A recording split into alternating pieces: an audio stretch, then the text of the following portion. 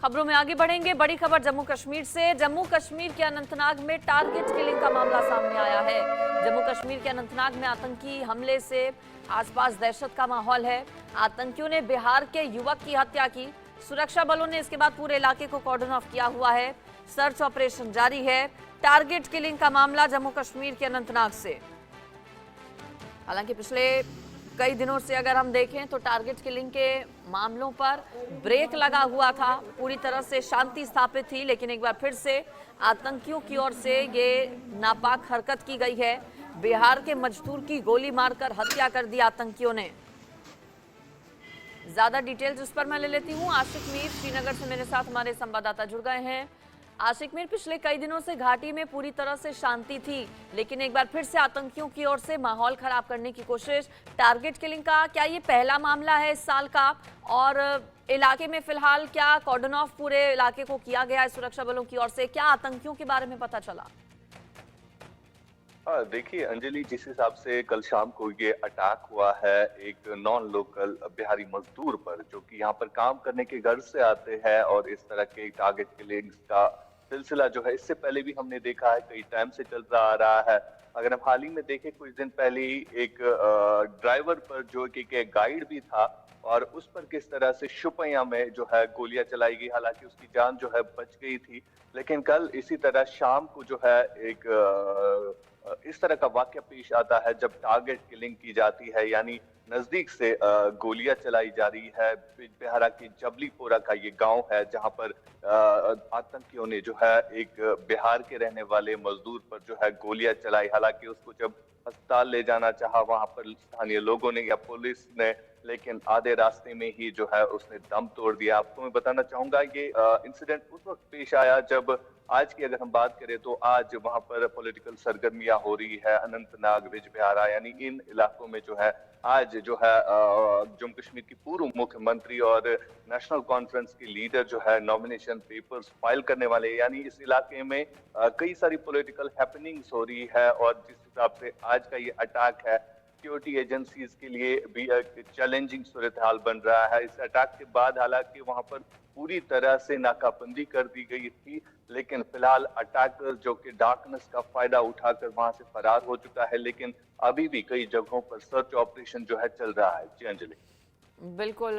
दक्षिण कश्मीर में पिछले एक हफ्ते में दूसरी इस तरह की ये घटना सामने आई है। आशिक मीर, चुनाव भी चूंकि नजदीक हैं, कल पहले चरण के लिए वोटिंग होने वाली है।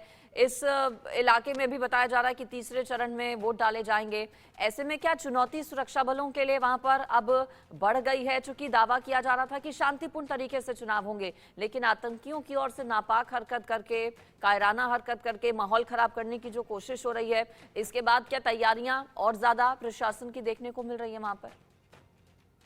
बिल्कुल, जिस हिसाब से सिक्योरिटी एजेंसीज के लिए आपकी चैलेंजिंग सूरत हाल बन रही है, पैदल पे हमले हो रहे हैं। यानी कुछ दिन पहले ही एक गाइड, टूरिस्ट गाइड पर शुपिया में हमला होता है। यानी ये भी दक्षिणी कश्मीर का ही इलाका है, और दक्षिणी कश्मीर में ज्यादातर पॉलिटिकल हैपनिंग्स हो रही है। जितने भी कैंडिडेट्स हैं उनके नाम अनाउंस हुए हैं, यानी जितनी भी पॉलिटिकल पार्टीज है वो वहां पर जा रहे हैं, वहां पर पॉलिटिकल कन्वेंशन कर रहे हैं, लोगों से बात कर रहे हैं। यानी एक हिसाब से दक्षिणी कश्मीर अब पॉलिटिकल हब बन चुका है, क्योंकि वहां पर जो है अब कुछ ही दिन रह गए, वहां पर भी चुनाव होने वाला है। और आज की अगर हम बात करें तो आज जम्मू कश्मीर की पूर्व मुख्यमंत्री जो है अनंतनाग में ही जो है अपना नॉमिनेशन फाइल करने वाली है। साथ साथ नेशनल कॉन्फ्रेंस के भी लीडर जो है, जिनका नाम आया है कैंडिडेट लिस्ट में, उनका भी आज जो है नामांकन पत्र वहां पर दाखिल किया जाएगा।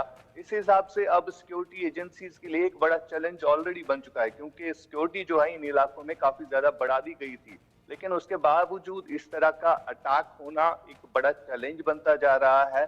और बीते अगर हम कुछ दिन पहले की बात करें तो बीते कुछ दिन पहले भी कई सारे लोगों को वहां से गिरफ्तार भी किया गया था।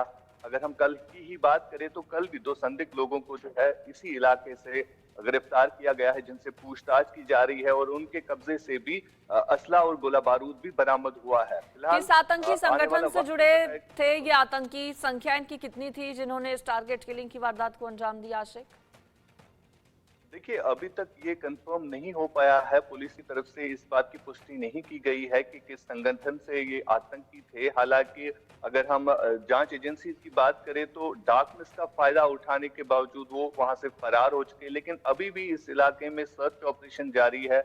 अगर हम हाल ही दिनों की बात करें तो हालिया दिनों में टीआरएफ यानी एक ऐसा रेजिस्टेंस ग्रुप है जो कि पाकिस्तान की तरफ से चलाया जा रहा है। तो हमेशा कोशिश रहती है पाकिस्तान की, जब भी यहाँ पर चुनाव का माहौल हो तो किस तरह से यहाँ पर चुनाव के माहौल में खलल पैदा की जाए। अगर हम बीते महीने की बात करें तो बीते महीने भी उड़ी सेक्टर में एक इन्फिल्ट्रेशन अटेम्प्ट किया गया था, यानी एक बड़ा अटेम्प्ट किया था, घुसपैठ का अटेम्प्ट किया था, जिसमें एक इन्फिल्ट्रेशन एक टेररिस्ट को भी मारा गया था। और उसके फौरन बाद जो है साउथ कश्मीर में ही एक एनकाउंटर होता है और बिल्कुल, कुछ संगठनों के छोटे छोटे जो ग्रुप्स हैं वो घाटी में एक्टिव हैं और उन्हीं आतंकियों की ओर से इस टारगेट किलिंग की वारदात को अंजाम दिया गया। बिहार के एक श्रमिक को पास से गोलियां बताया जा रहा है कि मारी गई हैं। आपका फिलहाल शुक्रिया आशिक मीर इस पूरी खबर पर जानकारी लाइव देने के लिए। और हमारे दर्शकों को श्रीनगर से आशिक मीर की एक रिपोर्ट दिखाते हैं। दक्षिणी कश्मीर के अनंतनाग के बिजबेहरा जबलीपोरा गांव से एक बड़ी खबर आ रही है, जहां पर एक नॉन लोकल बिहारी को जो है नजदीक से गोलियां लगा दी गई है और इसको जब अस्पताल ले जाना चाहा गया तो लेकिन वहां पर रास्ते में ही इसने दम तोड़ दिया है। इस शख्स की शिनाख्त राजा शाह के तौर पर हुई है और इनका ताल्लुक बिहार से है। आपको बताना चाहेंगे रात के 8 बजे इन पर जो है आतंकियों ने नजदीक से गोलियां चलाई है, जिसके बाद इनको अस्पताल जो है ले जाया गया, लेकिन आधे रास्ते पर ही इन्होंने जो है दम तोड़ दिया है। फिलहाल इस इलाके को जो है पूरी तरह से कॉर्डन ऑफ किया गया है और जो हमलावर है उनकी तलाश इस इलाके में जारी है। आज से कुछ दिन पहले इसी तरह का हमला किया गया था, यानी अब जो टारगेट किलिंग का सिलसिला जो है फिर से एक बार दोबारा से शुरू हो चुका है। यानी एक चैलेंजिंग सूरत हाल जो है सिक्योरिटी फोर्सेस के लिए बन रही है, क्योंकि लगातार साउथ कश्मीर में जो है इस तरह के हमले हो रहे हैं। कुछ दिन पहले भी इसी तरह एक नॉन लोकल पर जो है हमला किया गया था, जिसके बाद जो है वहां पर लोगों ने उसे उठाकर जो है अस्पताल ले जाया गया। हालांकि उसकी जान जो है बच गई, लेकिन इस शख्स को जो है नजदीक से लगभग 3 गोलियां इस पर लगा दी गई है, जिसके बाद जो है इसको अस्पताल ले जाया गया। लेकिन आधे रास्ते में ही राज शाह, जिनका ताल्लुक बिहार से है, इन्होंने दम तोड़ दिया है। फिलहाल इस इलाके को जो है पूरी तरह से सिक्योरिटी एजेंसीज ने अपने तहवील में लिया है और हमलावरों की तलाश जो है जारी है। पूरे साउथ कश्मीर की अगर हम बात करें तो कुछ दिनों के बाद ही साउथ कश्मीर में पार्लियामेंट इलेक्शन होने वाले हैं और कल जो अगर हम बात करें, कल एक बड़ा इवेंट भी है, यानी जम्मू कश्मीर की पूर्व मुख्यमंत्री जो है अपना नामांकन पत्र दाखिल करने जा रही है और उसके फौरन बाद ही अगर हम बात करें तो कई सारे लीडरान जो है अपना नामांकन पत्र जो है दाखिल करेंगे। फिलहाल इस वक्त की बड़ी खबर यह है कि अनंतनाग के जबलीपोरा गांव से ये इतला मिली है कि वहां पर एक गैर रियासती मजदूर पर जो है नजदीक से फायरिंग की गई है और इस फायरिंग में रवि शाह, माफ कीजिएगा राज शाह इसका नाम है, जिनकी मौत वाक़ा हो गई है। ये पहला वाक़या नहीं है, बल्कि टारगेट किलिंग्स की अगर हम बात करें तो लगातार जम्मू कश्मीर में टारगेट किलिंग्स का ना थमने वाला सिलसिला जो है जारी है। अगर हम बीते कुछ सालों से बात करें तो बीते कुछ सालों में कई सारे लोगों की जानें भी जाया हो चुकी है टारगेट किलिंग्स की जब बात आती है।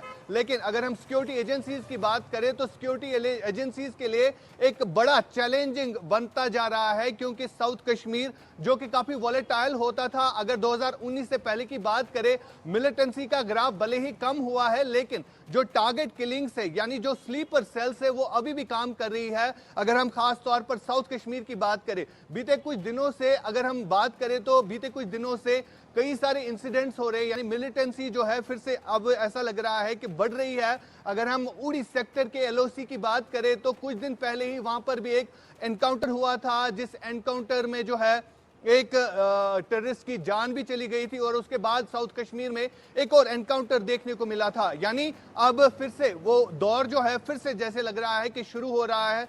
यूं ही इलेक्शंस, पार्लियामेंट इलेक्शंस नजदीक आ रहे हैं तो इसके बाद जो है अब सिक्योरिटी एजेंसीज के लिए भी एक बड़ा चैलेंज बनता जा रहा है। यानी इस तरह के टारगेट किलिंग्स का होना जम्मू कश्मीर में सिक्योरिटी एजेंसीज पर एक बड़ा सवाल खड़ा कर रहा है। श्रीनगर से आशिक मीर, इंडिया न्यूज के लिए।